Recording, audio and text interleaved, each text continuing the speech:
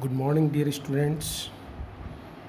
Once again, I welcome you all in the class of MSc Final Physics, paper 5th, that is Condensed Matter Physics.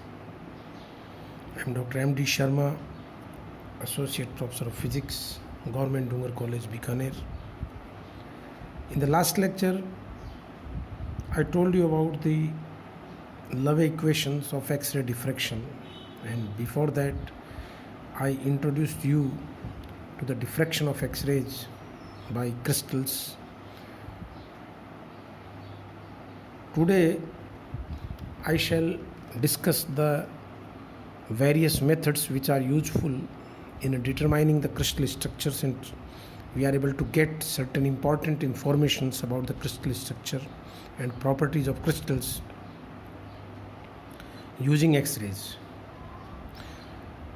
Dear students, here we left the last lecture that the Love equations can be converted into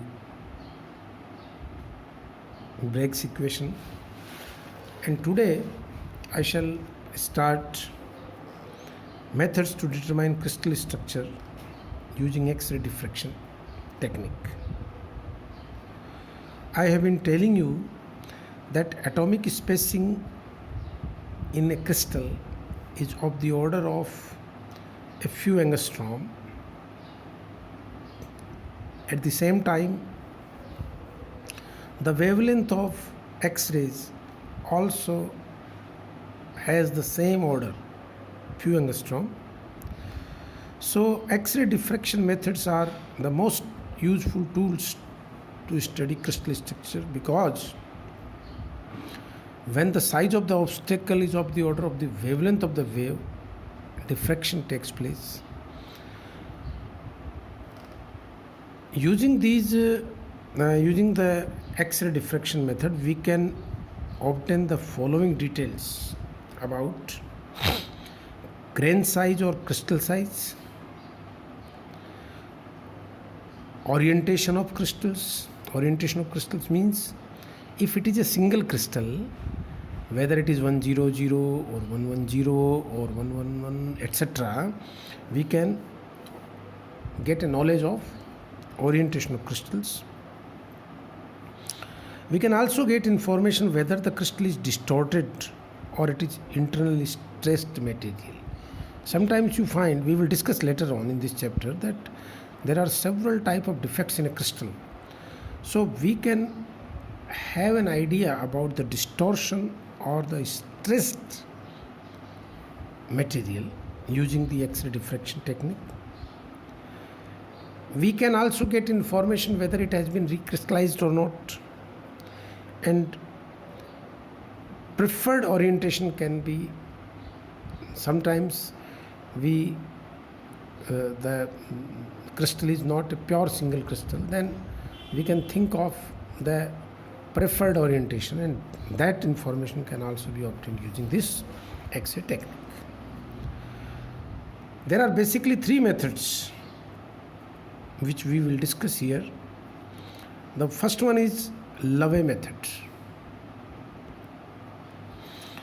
Love method is applicable to single crystal or polycrystalline masses.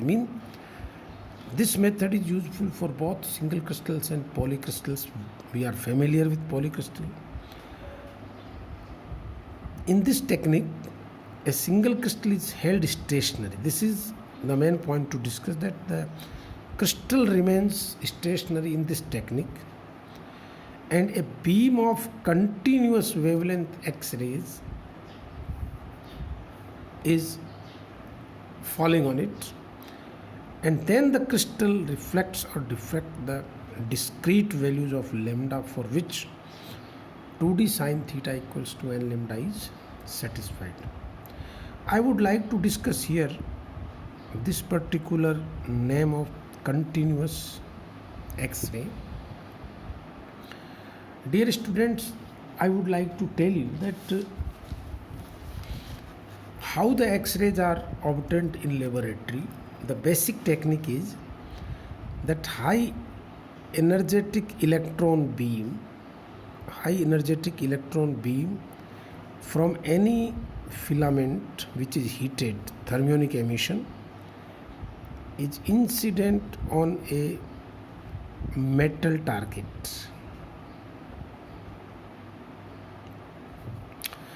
And we are able to accelerate this electron using a high potential difference between the metal target. Say it is kept at positive potential with respect to the filament, so the electron can gain energy as it moves from the filament to the metal target. Let the potential difference is V. Now what happens, there can be two processes. When this electron is accelerated and it strikes the atoms of the metal target, see, I am showing you a certain atom. This is nucleus. These are K shell electrons, L shell electrons, like that, outer electrons. Whenever this accelerated electrons is incident, it can lose its energy via scattering.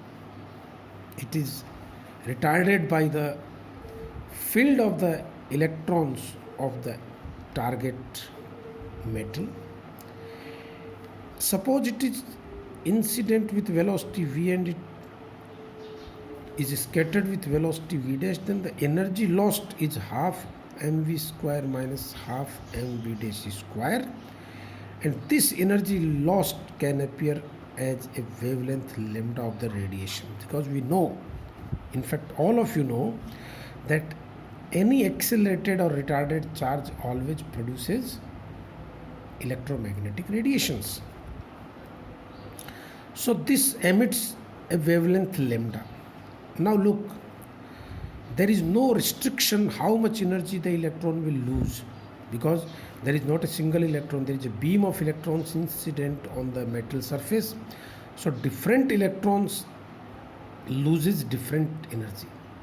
And that's why, dear students, if it is accelerated by potential difference V, then the energy lost by the electrons falls in the range EV electron, V electron volt, that is EV joule, greater than 0. So lambda will be less than infinity and will be greater than EV electron volt divided by Hc. So lambda minimum, which is there for the X-rays, emitted X-ray, can fall EV upon Hc. That is, if you write down the value of EH and C, these are fundamental constants, it is, you can see Hc upon lambda will be Hc upon lambda, so it is lambda inverse, I tell you, and then lambda minimum will be Hc upon EV, and I can get 12,400 upon V angstrom. This is the wavelength of the minimum wavelength of the X-rays. And since this range goes from, so I should write like this. This will be a better technique to write here, -1, and I will write this as +1. So lambda has any value between infinity to this Hc upon EV. That's why it is called continuous X-ray, because we are getting all possible wavelengths. But remember, theoretically it can be okay, infinity to this, but practically, you know, infinite wavelength does not exist at all for X-rays.